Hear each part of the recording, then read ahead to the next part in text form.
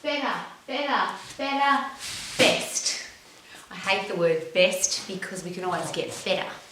But how much better? And there's two parts to the question. Behind me is a wall full of champions. But the interesting thing about becoming a world champion, being the best in the world, is often seconds, if not hundreds or thousands of a second.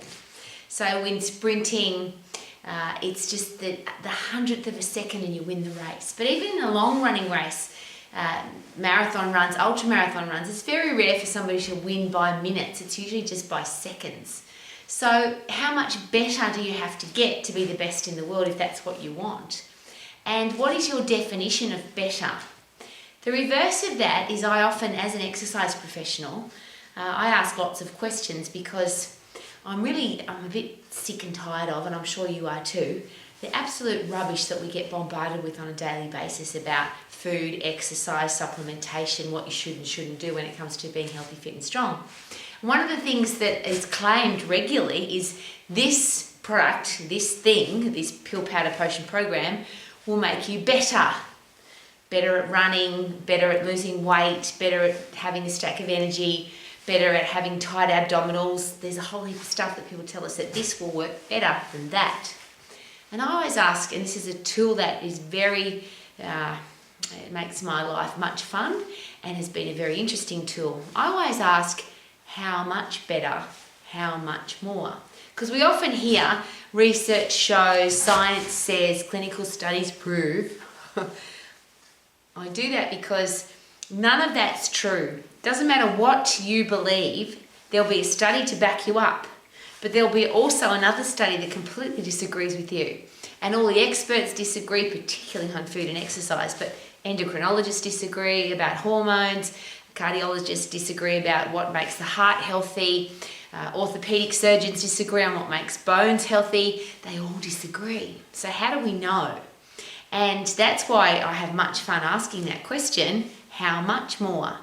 I have to be very careful though, because I'm all about being respectful and I never want to make people feel bad. But I am getting very tired of the claims without any backup, except science shows, clinical studies show, this piece of paper proves. Well, the thing about research studies, and I'll share it again, you can find a research study to back up anything that you want. You can find a research study that says that the earth is still flat. You can find a research study to show that that breakfast is the most important meal of the day. Now, the interesting thing about that is that statement was originally a marketing byline for a cereal company. That's why I study and research everything, because that's one of those things. If I say breakfast is, most people will say the most important meal of the day. But I always ask, why is it? What if I'm a pilot, international pilot? What if I'm a nurse? What if I'm a croupier at a 24-hour casino? What if I'm an exercise professional in a 24-hour gym? Why is breakfast the most important meal of the day? And I'm not saying that it's not. I'm just asking, please ask some questions. So when somebody says this product gives you better, and I have a classic example. I was at a big fitness conference and a big exercise guru was talking about the benefits of this particular new product on working your abs, the core as they call it. Now, interestingly, when somebody says core to me, I'm very skeptical because it's not an anatomical term. And if I ask somebody, what are the muscles that make up the core? What's the origin, insertion and action of those muscles? How do you work them to get stronger? That's where the conversation usually breaks down. I don't like to embarrass people. But this guy set himself up as an expert. So I very quietly, after the presentation on this super duper new product, I just said, how much more? How much more effort is put into the abdominal area, because it was an exercise for abdominals, because of this exercise? Is it, do the muscles work harder? Do they get more endurance? How much is the overload? And as I asked the questions, I could see the poor guy's face was going purple. He had just been repeating somebody else's opinion. And I never want to be the repeater of somebody else's opinion. How about you? I don't want to be a follower. I want to think for myself. We talk about teaching our kids critical thinking, but how often do we say to our kids, best not just believe what you've been told. How about ask some questions? Why would I do that? How does it work? How much more? So the beautiful thing about how much more is, if I talk about the beautiful, amazing accomplishments of the world champions behind me, how much more is not very much. And that's the thing when people say, oh, I've got to do so much exercise to get fitter, or I've got to lift so much, go to the gym so many times to get stronger, or I've got to burn up so many calories or eat so much less food to get a result. The beautiful thing is that to get fit and strong doesn't take very much more. In fact, it takes less than what most people think. I think it takes less than what anybody thinks, because when you work at 100% effort, why would you work at any other effort percentage?